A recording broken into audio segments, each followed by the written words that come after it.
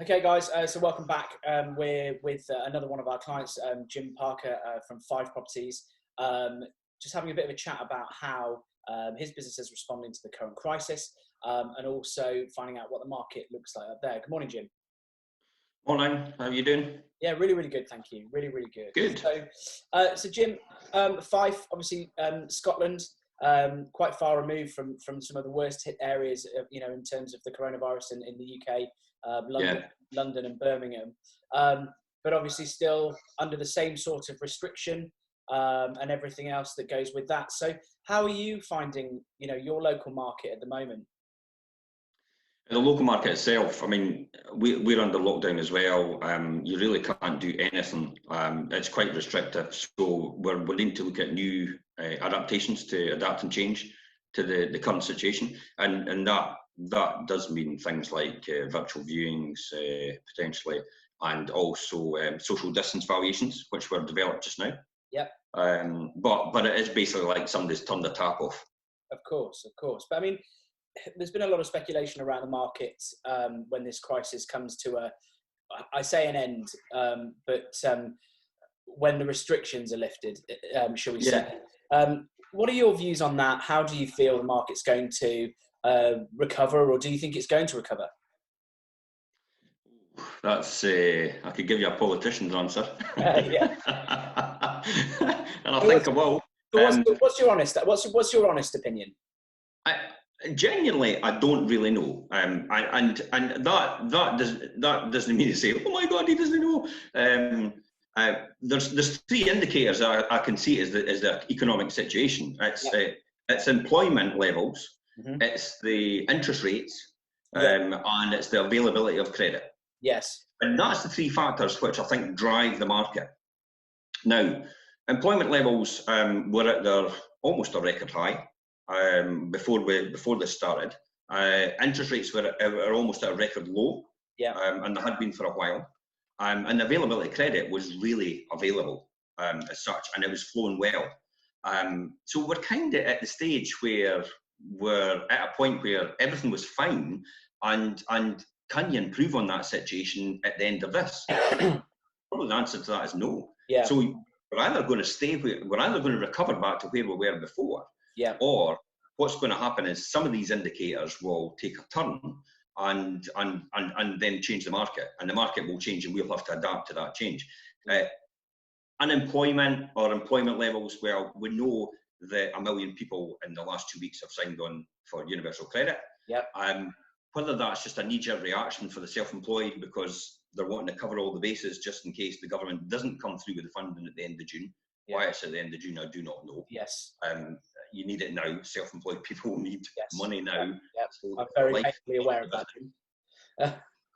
So in terms of the unemployment level, we don't know where that's going to be, or the employment level. All these people might end up saying we don't need universal credit and come back on stream, and all the self-employed people will be back. So that might not be affected. Interest rates can't go anywhere else. No. They can't go any lower. You can't get negative, although I've seen that happen in economies. And the availability of credit, well, they're talking about restriction just now on credit, but believe me, that is only to do with the lenders don't have enough labour in order to process new claims or new mortgages. So that's where the restrictions come here. They've only withdrawn their products just now because they don't have the resource to actually process new mortgages. So they've had to do that. So when this all comes back, you'll probably find that the lenders will actually open up the credit lines again, and then it'll start flowing. So the one that we've got to watch is probably the employment levels. That's the key here, because everything else seems to be okay. An analogy I would use, it's almost like you're on a motorway, and you're coming along, and suddenly you're ground to a stop because there's a big queue of traffic.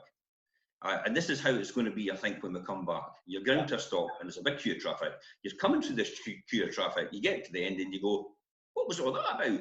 There was nothing there.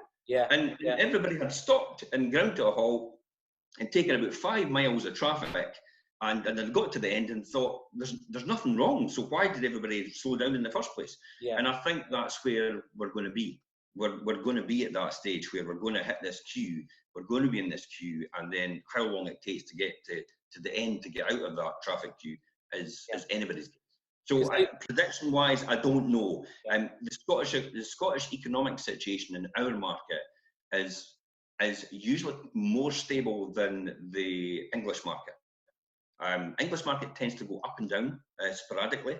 Where the Scottish market since 1984, you'll see the curve, if you plan it, the curve goes up quite naturally and goes up and up and up and up. There was one blip, clearly, it was the 2008 crash. That was the blip, but it's got continuous steady flow all the way up in terms of property prices. But the key is probably transactions is more important. So in terms of with that slowdown in the market in your area, what are you doing to as Fife Properties? What are Fife Properties doing to stay relevant? How are you engaging with your local market? How are you, putting yourself in front of both existing and potential new customers? We're becoming an attraction agent. We're content marketing. That's really the key here. We're providing useful content towards the community. It means things like the top 5 things you can do under lockdown to keep your kids active. The 5 different things you can do to keep healthy and fit while you're self-isolating. We've also developed things like local heroes, recognise local heroes, doing online interviews. Jim, what has that got to do with property? Absolutely nothing. Why are you doing that? It's really our it's to keep us relevant. It's to keep us at the forefront. It's also to be. I mean, I've always been one for community. I've always wanted to engage with the community. Our business. Yes, we are in the business of helping people buy and sell properties and let and rent properties. But overall, our business is all about helping people achieve what they want. It just so happens property is the vehicle to do it. We're focusing on. So if the property wasn't there, we'd just adapt and we'd have the same similar approach to anything else that we did. It's at the end of the day, the business is all about community and helping community, the local community. It's not, and I dare to say it, and people have said, well, you do it for nothing. It's not about the money. No. The money just keeps the business going and keeps everybody employed and gives a decent return. That's it. But the business is all about the people and the community we're involved with. That's ultimately what we do. And you're using a lot of video content marketing in your engagement. How's that working for you? Yeah, we've had a fantastic response. It's a bit weird, but you almost become your local celebrity, which is bizarre for me because people go, "Where do I know you from?" when you walk in the door, and then it clicks. The penny drops, and I think, "I've seen you on social media in your posts," and people actually call us out because they've seen us on social media and they've seen us, and what we're providing is engaging. For them, it's relevant. I mean, it's all about them. It's never about us. Yeah, because people don't like to be sold to. Yeah, that's right. And we don't want to sell to other people. Ultimately, we want to help people through their journey. And if we're the agent of choice, then it's fantastic. That's all we want. Well, you've answered my next question about what you're going to do when this is all over. But on a more personal level, Jim, how are you coping with the restrictions of being in lockdown, of being at home a lot? I know it's quite trying in my house with small children. I used to have a full head of hair before I started.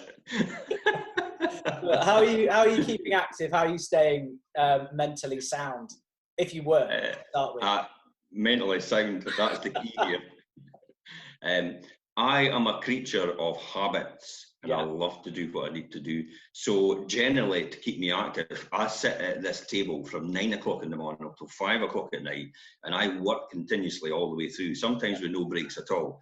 And I have other things I need to develop, other companies. I've got 5 other companies I work on anyway. So everything keeps me active. And then I engage with the customers, engage with my staff as well. But now and again, I'll go out for a run. I do triathlon. obviously it's quite restrictive at the moment. Yeah. So I'll go for a 10k run around the block or a 5k run around the block, just to keep my sanity. Or I'll maybe now and again I'll go with my bike and I'll maybe do a 20-kilometre round in the area as well. Yeah. I do, when I go out as well, try to take some photographs and some video footage, and I put that on my local community pages, because there's a lot of people, elderly, that can't get out because of illnesses. Yeah. So they put themselves at risk, and they actually are quite appreciative of the fact that, you know, they get to see what's going on, and they get a bit of feel for the beach, for the sea, for the birds, for the squirrels, and the engagement with nature. And literally, I say to people, look, open the window, close your eyes, stick your feet in a bucket of water, and just listen to the sea. Lovely. And just pretend you're at the seaside. Because at the end of the day, you can trick your mind into anything. It's just a muscle like anything else, and you can condition and you can program your mind to do what you want it to do. Amazing. And just finally, Jim, what would your advice be to other agents around the UK at the moment? What would you say has worked for you, and what would you advise them to be doing with this time that they have? I definitely think it is community engagement. I think, again, one of the ones that we do is we're doing videos for promoting local businesses that are still operating. It helps the local business, but it also helps the people find where all these businesses are that are still actually doing something. Yeah. It's amazing when it gets to Saturday night and the amount of people on Facebook saying, do you know what Chinese restaurants open? Do you know what Indian restaurants open? Do you know what takeaways are open? No one knows. Even if you go into that, obviously that major app, I'm not going to mention their name, yeah.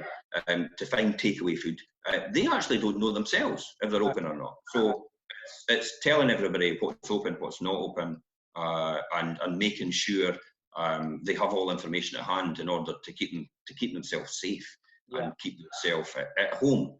The key is here: stay home, stay safe, only go out for essentials. That's it in a nutshell. I have never been down to a shop yet since lockdown. One person in our household goes down to shop, and my wife only goes down for essentials. That's it. At the end of the day, you don't know who you're going to pass it to if you do have it, and they don't know who, if they've got it, if they're going to pass it to anyone, and it could be you, and you could pass it on to someone else. Yeah. So I think it is smooth the curve. Awesome. Jim, thanks a million for your time today. Really appreciate it, as we really appreciate your business. You know, I hope you stay safe and stay well. And I look forward to seeing you hopefully in the flesh when this is all over. Yeah, you too, Chris. I will be dressed, by the way. Yeah. So don't anybody get any wrong ideas out of that. Thanks a million. Cheers. Thanks, mate.